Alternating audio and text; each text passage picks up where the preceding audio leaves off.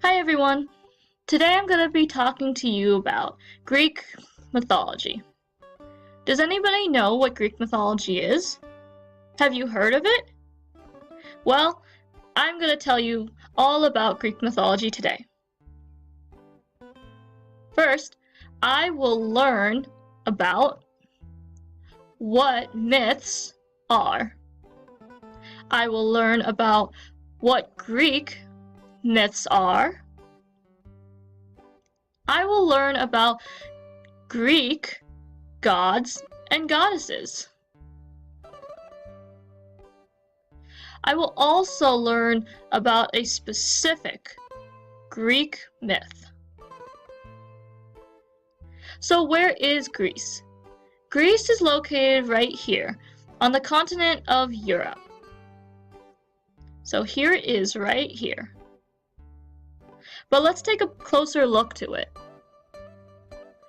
Europe, this is Europe, and Greece is right down here. To take a closer look, Greece is a peninsula, so it's not an island like Crete, where it's surrounded by water. Greece is the majority of Greece is surrounded by water out here, but it also has land right here, so it can't be considered an island. So, do you ever wonder why the sun rises and sets? Or why the moon takes the place of the sun? Well, that's all answered in myths. But what is a myth? A myth is an ancient story that expresses the beliefs and values of a culture. Typically in myths, there are characters who have supernatural abilities, like gods and goddesses. But then what is a Greek myth? It is a group of stories, just like a myth, that explains the Greek world and culture through the gods and goddesses and heroes of the time. Can you name any mythological creatures from Greek mythology? Feel free to pause the video if you need more time to think.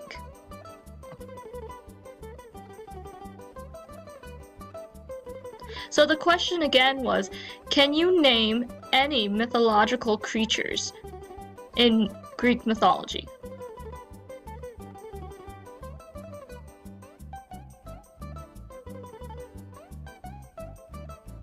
Here's only a few creatures.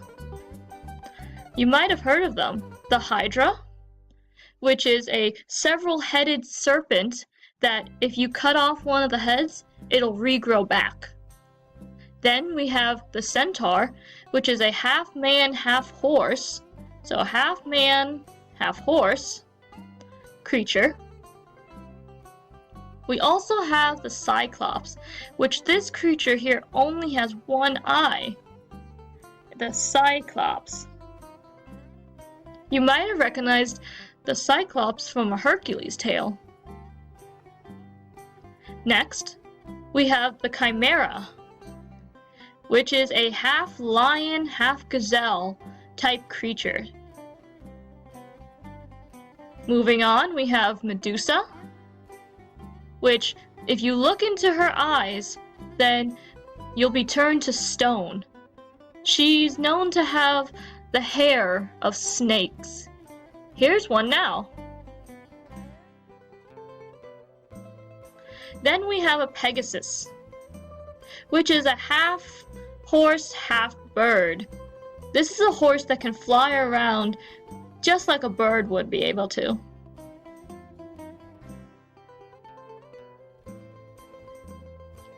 Now, can you name any of the Greek gods or goddesses?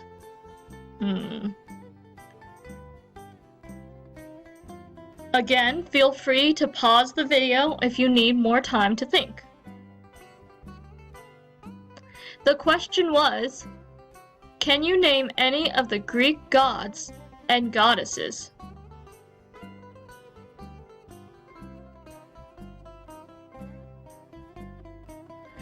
So who were the Greek gods?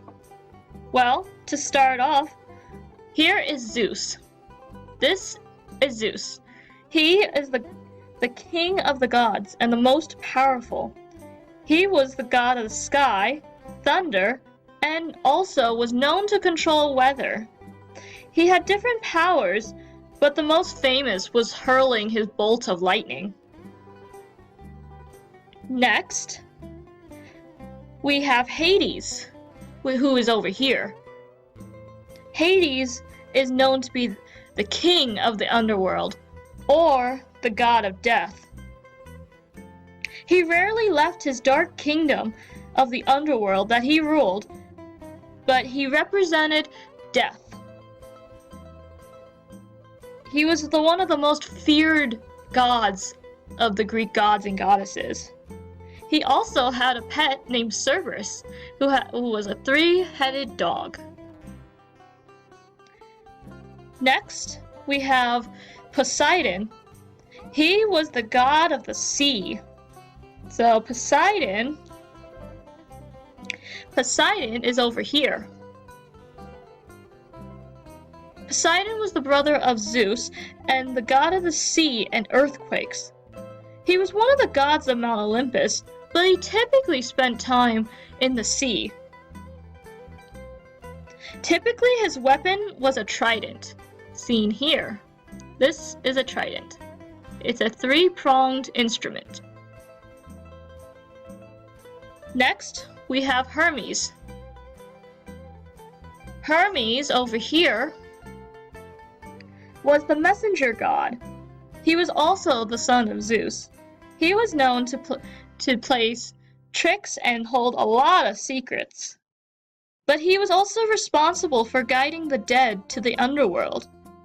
He was said to be one of the fastest gods because of his winged sandals. So then we have, over here, we have Hera, who was Zeus's wife. She was also the queen of the gods. She was the goddess of women and children. Oh, I'm sorry. She was the goddess of women, marriage, and family. She was well worshipped among the ancient Greeks. The oldest and most important temples of the region were built in her honor. So then we have Athena. Athena was the Greek goddess of wisdom, seen over here. She was the Greek goddess of wisdom, skill, and war. She taught humans various skills such as crafting and weaving. But she also played a huge role in war because she protected the heroes. Then we have Apollo, who was also the son of Zeus. He was the Greek god of music, arts, light, and medicine. But he's also known to be the god of the sun, too, which maybe you've heard about. He's typically seen to be playing the lyre, which is a harp like this. It's like a stringed harp. Then we have Artemis, who is seen to be over here. Artemis, she is the twin sister of Apollo. Artemis was the goddess of the moon, hunting, and wild animals and unmarried girls. Next, we have Ares, who is the god of war, seen over here.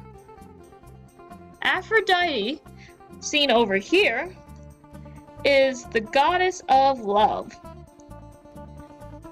Aphrodite was the goddess of love and beauty. The Greeks believed Aphrodite was created from the foam of the sea on the shores, it's also appropriate since it's almost Valentine's Day.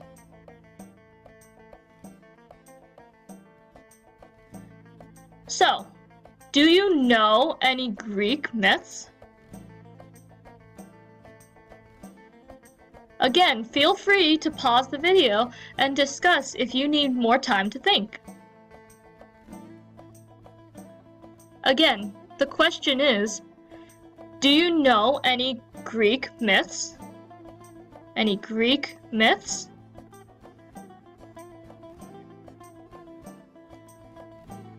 Here's a funny little Greek comic. Little known Greek mythology fact. Medusa was very immature. Ha! Made you look.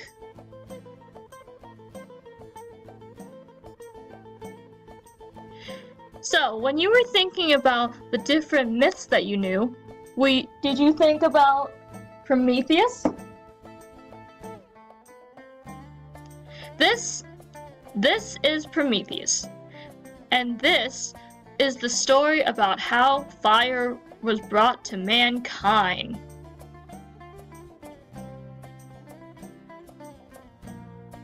This is the myth of Prometheus. Long ago, two brothers lived on Mount Olympus. These brothers were the sons of Titans, creatures who were the enemy of Zeus.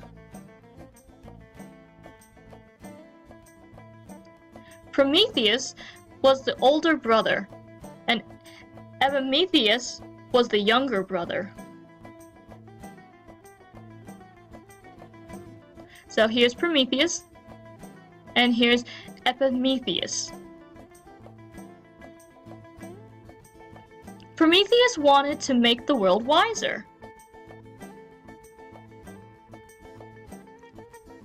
He left Mount Olympus and traveled to Earth, for he wanted to share his knowledge with man.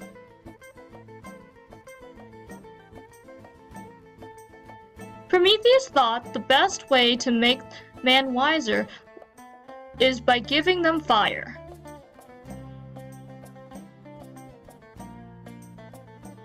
They would be able to keep themselves warm, to cook for themselves, and to make tools to survive.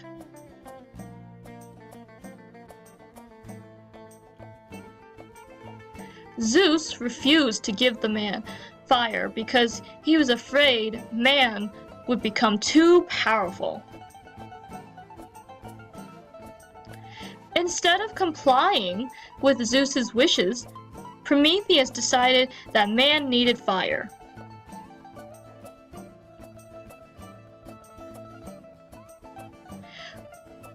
When Zeus discovered that Prometheus had disobeyed him, he punished him.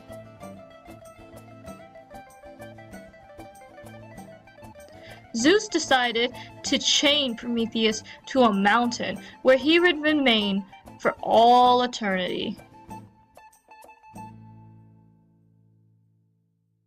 Despite being punished, Prometheus was happy to know that man had knowledge that would benefit their futures.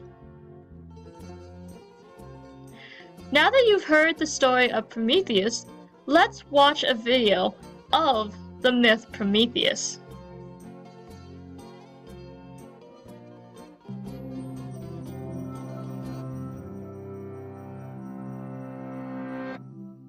Before the creation of humanity, the Greek gods won a great battle against a race of giants called the Titans. Most Titans were destroyed or driven to the eternal hell of Tartarus. But the Titan Prometheus, whose name means foresight, persuaded his brother Epimetheus to fight with him on the side of the gods. As thanks, Zeus entrusted the brothers with the task of creating all living things. Epimetheus was to distribute the gifts of the gods among the creatures. To some he gave flight, to others the ability to move through water or race through grass. He gave the beasts glittering scales, soft fur, and sharp claws. Meanwhile, Prometheus shaped the first humans out of mud. He formed them in the image of the gods, but Zeus decreed they were to remain mortal and worship the inhabitants of Mount Olympus from below.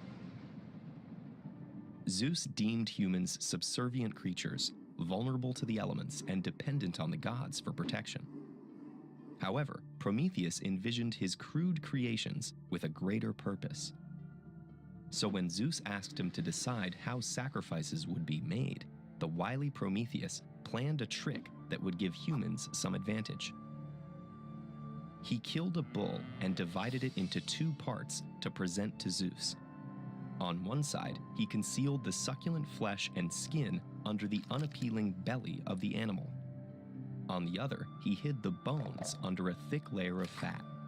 When Zeus chose the seemingly best portion for himself, he was outraged at Prometheus's deception. Fuming, Zeus forbade the use of fire on Earth, whether to cook meat or for any other purpose. But Prometheus refused to see his creations denied this resource, and so he scaled Mount Olympus to steal fire from the workshop of Hephaestus and Athena. He hid the flames in a hollow fennel stalk and brought it safely down to the people. This gave them the power to harness nature for their own benefit and ultimately dominate the natural order. With fire, humans could care for themselves with food and warmth, but they could also forge weapons and wage war. Prometheus's flames acted as a catalyst for the rapid progression of civilization. When Zeus looked down at this scene, he realized what had happened. Prometheus had once again wounded his pride and subverted his authority. Furious, Zeus imposed a brutal punishment. Prometheus was to be chained to a cliff for eternity. Each day, he would be visited by a vulture who would tear out his liver, and each night his liver would grow back to be attacked again in the morning. Although Prometheus remained in perpetual agony, he never expressed regret at his act of rebellion. His resilience in the face of oppression made him a beloved figure in mythology. He was also celebrated for his mischievous and inquisitive spirit, and for the knowledge, progress, and power he brought to human hands. He's also a recurring figure in art and literature. In Percy Bysshe Shelley's lyrical drama Prometheus Unbound, the author imagines Prometheus as a romantic hero who escapes and continues to spread empathy and knowledge. Of his protagonist, Shelley wrote, "Prometheus is the type of the highest perfection of moral and intellectual nature, impelled by the purest and the truest motives to the best and noblest ends." His wife Mary envisaged Prometheus as a more cautionary figure, and subtitled her novel Frankenstein, "The Modern Prometheus." This suggests the damage of corrupting the natural order, and remains relevant to the ethical questions surrounding science and technology today. As hero, rebel, or trickster, Prometheus remains a symbol of our capacity to capture the powers of nature. And ultimately, he reminds us of the potential of individual acts to ignite the world. So now that we have watched the Greek myth of Prometheus, I want to know what you think. Take some time and talk with a partner about the myth. Let's discuss. Keep in mind these questions. What did you like about the myth? What did you dislike about the myth? What happened in the myth? And who were the main characters of the myth?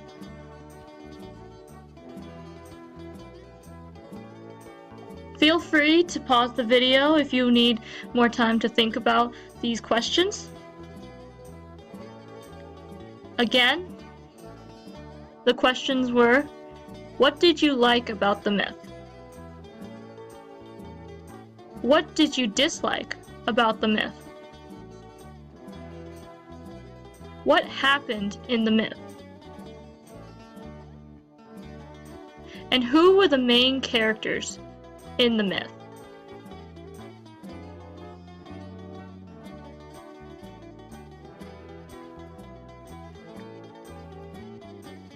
So now that we have talked about Greek mythology, I have learned myths are ancient stories that reflect a specific culture. Greek myths are stories that reflect life and customs of the Greek world through gods and goddesses. The names of some of the Greek gods and goddesses are also what I have learned.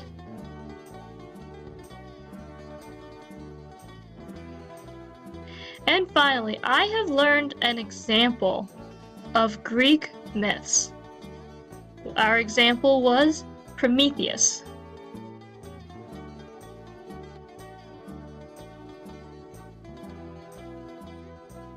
I hope you guys have learned a little something about Greek mythology, and thank you for watching. For more information, I'll have some links below for you to find out more about the Greek culture and Greek mythology.